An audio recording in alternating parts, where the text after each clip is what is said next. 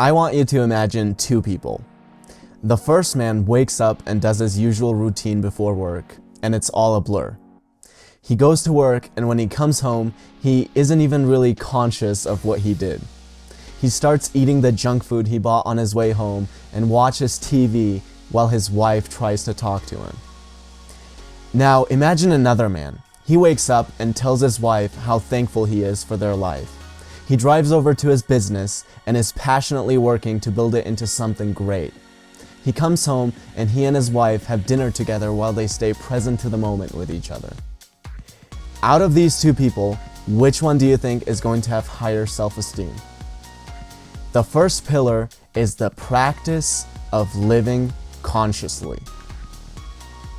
Lately, my hair has been thinning. What I haven't done is this. How come John's hair isn't thinning? How come John has better genetics? Oh, and did I mention that John is also 6'4"? Okay, the reason I haven't done that is because that's a game you can't win. I promise you. I don't care who you are, even John can't win that game. What I have done is what anyone who's practiced building self-esteem in their life would do, and it is this. Improve what you can change and learn to accept what you can't. Improve what you can change and learn to accept what you can't. Now, let me address a common issue. There are people who think that self-acceptance somehow goes against self-improvement. It doesn't. In fact, self-improvement can only follow self-acceptance. If I didn't accept that my hair was thinning, I wouldn't start researching what the right haircut needs to look like for me, and I would end up looking like Bobby Charlton. The second pillar is the practice of self-acceptance.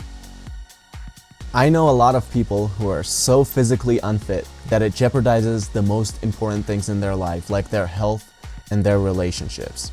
And when they get confronted about it, a lot of these people have learned a little trick that has been really trending lately. Apparently, everyone I know who is unhealthy because of a medical condition. Now, let me just be clear that I'm not saying that these conditions don't exist. I'm just saying that 19 out of 20 of these people don't have it. If you do not exercise, if you do not eat healthy, you probably shouldn't be going around telling people how you're overweight and unhealthy because of a medical condition. Yeah, they might treat you like you're the victim, but guess what? The only reason they sympathize with you is because the last thing they care about is whether you're taking care of yourself or not. The third pillar is the practice of self-responsibility. I don't know of a single person who doesn't take responsibility, loves playing the victim, and also has high self-esteem. If I had a kid and I could only teach him one thing before he went to college, it would be how to stay authentic to his true self under pressure. Other than special occasions with my girlfriend where I'll have some champagne, I don't drink.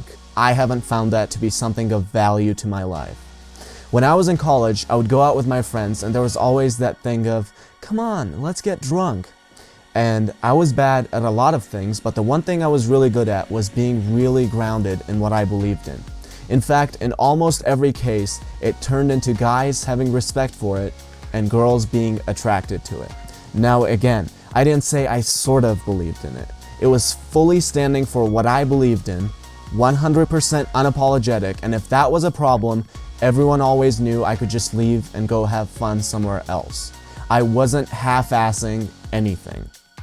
The fourth pillar is the practice of self-assertiveness. Now, let me make it clear that asserting yourself doesn't mean lacking social awareness or being pushy. I didn't go to a party where I knew people would be drinking and start converting and preaching. Don't be stupid with this, it depends on the context. I'm going to act a little differently if I'm in a classroom environment than if I'm around friends. But I'm not going to go against my authentic self in either situation.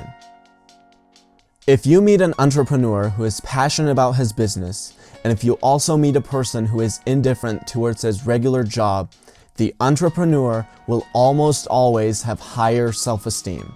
Why is that? Because the entrepreneur is the modern-day warrior. Just like the warrior has a strong sense of purpose and lives to conquer, so does the entrepreneur.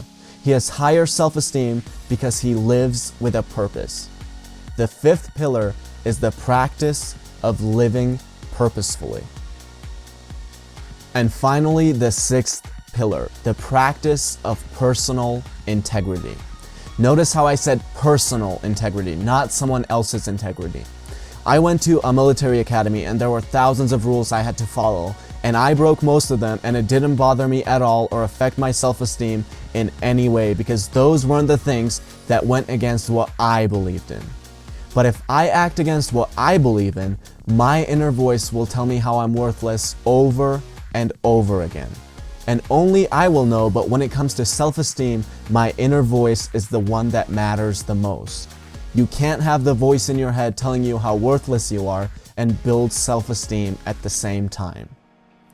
And these are the 6 pillars of self-esteem by Nathaniel Branden. Notice how each pillar starts with the practice of. Self-esteem is not something you build by reading a book or watching a video. It is something you build by constant practice for the rest of your life.